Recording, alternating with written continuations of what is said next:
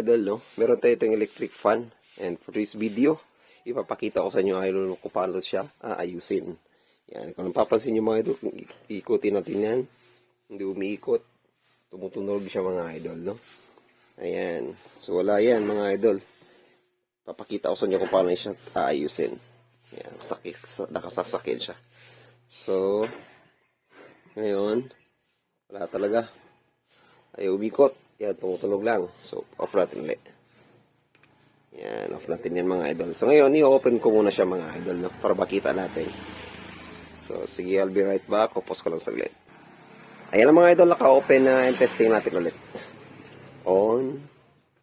Ayan, umuugong pa rin. Tapos, bukan natin siya.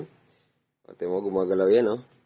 So, ibig sabihin, gumagalaw yan siya mga idol, no? Nga lang hindi umiikot. So, ikutin natin to. Wala din, ayaw rin, no? Ayan. Umiikot siya pero mahina. So, ayaw pa talaga. So, ipitin natin ulit. Dito, mahirap kasi walang naghahawak. Ayan. So, yun, gumagalaw yan siya. Hindi nga lang talaga umikot. So, ayan, wala. Ayan. So, yan, gumagalaw yan siya mga idol kasi ceiling fan to eh. So, gumagalaw. Wala pa rin mga idol, no? Yan, ganito yan siya paano gagawin para maayos ang unit na to mga idol. Off natin ulit. Yan, off lang. Ito. Dito sa likuran mga idol, pakita ko sa inyo ha. Yan. Meron din siyang bolt. Tatanggalin natin itong bolt nito mga idol. Para makita natin yung looban. Ito na mga idol, no? Nandito na tayo sa loob ng ating electric fan. Ayan, tinanggal ko na ito. Yung cover na ito. At ito na siya. So, kung mapapansin nyo mga idol, ipapakita ko lang sa inyo meron yung loob ng electric fan. No? Meron tayong motor. Ito yung motor. Ito yung controller niya.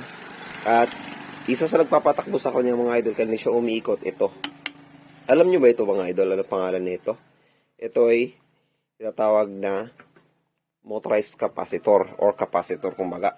Ayan. Kung mapapansin nyo mga idol, meron yan siyang voltage. 400 volts, AC, 50 to 60 Hz. At 1.5 microfarad. Ito yung nagdadrive sa motor mga idol para magpapaikot sa kanya. Kung ito ay sira, hindi yan iikot mga idol. Pero, dapat obserbahan nyo talaga na kung ang part na to, yung sa may bossing niya, hindi matigas. Kasi kung hindi naman matigas, yung sa kabila hindi matigas umiikot kasi hindi talaga umaandar, umuugong lang, alam na natin ito mga idol ang papalitan. So ngayon mga idol, ipapakita ko sa inyo kung ano ipapalit natin dyan.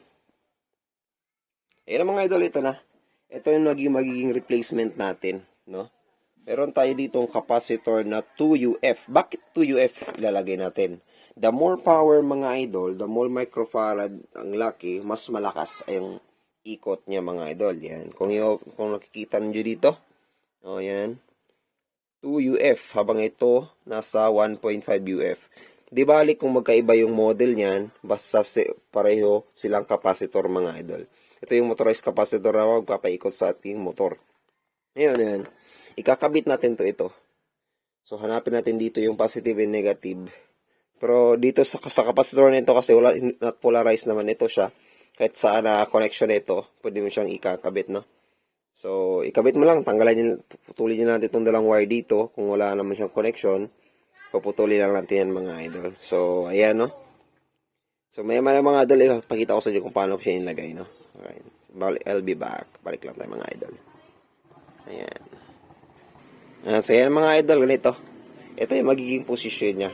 Ito sa may left, sa may right para hindi kayo malito. Kasi meron naman din siyang butas.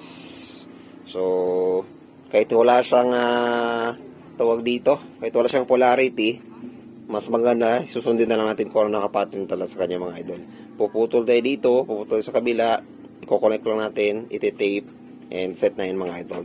Test na natin mamaya. Ayan mga idol, no? Natapos na natin ikabit. Ayan, tip lang, putulin, tapos ay ito na siya mangyayari. So bago natin siya mga idol ay tawag dito sarado, testing muna natin kung iikot na ba siya mga idol. So ayan, lapag lang natin ito yung camera mga idol. Paano ba to? Kasi mahirap pala tayong stand. Teka. Nasana kung gano'n, no? Teka, hanapan natin position. Ayan.